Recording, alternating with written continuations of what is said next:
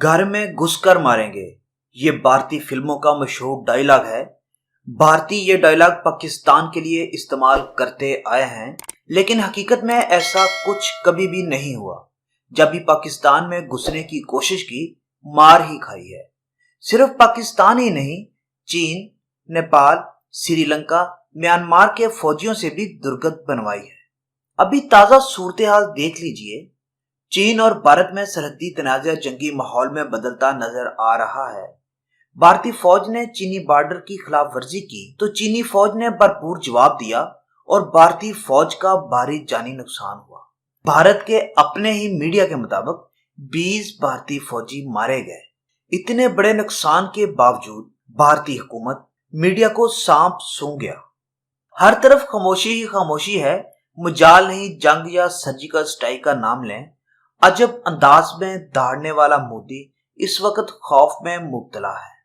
दुनिया तो चीख रही थी कि मोदी भारत को डुबो देगा। भारतीय थे कि अंधों की तरह गहरे कुएं में गिरते गए। अब जागे हैं तो कहते हैं कि गलती हो गई जी।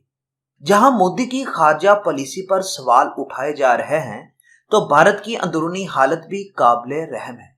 इस वक्त भारत में कोरोना वायरस के हवाले से सूरत हाल खराब हो रही है। रोजाना 5 से 10 हजार से ज्यादा केस रिपोर्ट हो रहे हैं। अमवात की तादाद भी रोज बरोज बढ़ती जा रही है। रोजाना 2000 के लगभग मरीज मर रहे हैं। मुआशी हालत यह है कि 40 साल में पहली मर्तबा भारतीय मईशत सुखड़ेगी। लॉकडाउन की वजह से भूख और बीमारियों में इजाफा हो रहा है। बिगड़ती हुई मुआशी सूरत हाल के बायस हुकूमत पर दबाव बढ़ रहा है। गुज़िश्ता महीने 12 करोड़ अफराद को नौकरियों से निकाल दिया गया।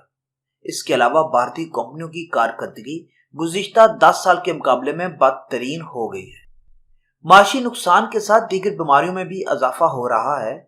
सिर्फ मुंबई में 20 से 25% अफराद दीगर बीमारियों से मरे हैं। मुंबई के अस्पताल मरीजों से भरे हुए हैं और इसके साथ साथ मुर्दा खाने भी भर चुके हैं। भारत में सख्त तरीन लॉकडाउन के बावजूद कोरोना वायरस के केसेस तेजी से बढ़े हैं। भारत के मुकाबले में पाकिस्तान और बांग्लादेश में कोरोना केसेस में इतना इजाफा नहीं देखा गया। भारत कोरोना वायरस का मुकाबला करने की बजाय हमसायों के साथ पंगा ले रहा है। मुसलमानों के खिलाफ प्रोपेगेंडा पर लगा हुआ है। ये तासर देने की कोशिश की जा रही है कि कोरोना फैलाने की वजह मुसलमान है। भारतीय दानिशवर कहते हैं मोदी सरकार मुसलमानों के खिलाफ नस्ल कुशी की तैयारी कर रही है। ऐसी ही तैयारी जैसे नाजियों ने यहूदियों पर बीमारी फैलाने का इल्जाम लगाकर की थी। भारत में लॉकडाउन के दौरान भूखों अफराज का आलम देखकर इंसानियत शर्मा गई। कोई नंगे पैर सैकड़ों मील पैदल सफर करके घर पहुंचा तो किसी को भूख ने मर्दार खाने पर मजबूर किया। चिलचिलाती धूप, तपती जमीन और नंगे पैर मीलों का सफर, ऐसे में औरतों और बच्चों का भी साथ हो तो गुर्बत का क्या आलम होगा। लॉकडाउन में मोदी की नाकाम मनसूबाबंदी ने गरीबों को दर बदर रुलने पर मजबूर कर दिया। जब कश्ती डूब रही हो तो मल्लाह बचाव के लिए हाथ पांव मारता है, तेजी से चप्पू चलाता है, लेकिन भारतीय मल्लाह ने अपनी कश्ती बचाने के बजाय आस पास की कश्तियों को डुबोने की कोशिशें शुरू कर दी है। ये दूसरों को शायद नुकसान ना पहुंचा सके, लेकिन अपनी कश्ती जरूर डुबोकर दम लेगा। 1962 में भी भारत ने किसी के कहने पर चीन से तनाज़ा मोल लिया था। इसमें भारत की अपनी भी दिलचस्पी थी। दिलचस्पी की वजह तिब्बत और लद्दाख थे। चीन ने उसका खतरखा जवाब दिया। भारत ने शिकस्त खाने के बाद एटमी हथियार बनाने का रास्ता इख्तियार किया। अब भी भारत ने इसी किस्म की गलती की और मार खा बैठा। चीन और नेपाल से इलाके खो बैठा, साथ ही इज्जत भी गंवा बैठा। उसका तकब्बर टूट गया। चीन ने भारत को सबक सिखा दिया है। अब भारत का रवैया तब्दील हो चुका है।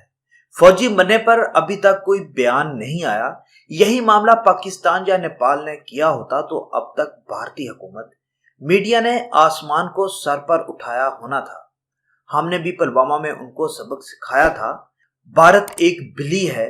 बिल्ली को जब जवाब मिलता है तो खौफ छा जाता है। ऐसा तब भी हुआ था जब पाकिस्तान ने एटमी धमाके किए थे, बयान तक नहीं दिया था। 27 फरवरी के बाद भी मोदी का यही हाल था। चीन से तो वैसे ही डरते हैं। अब भारत कभी नारा नहीं लगाएगा कि घर में घुसकर मारेंगे।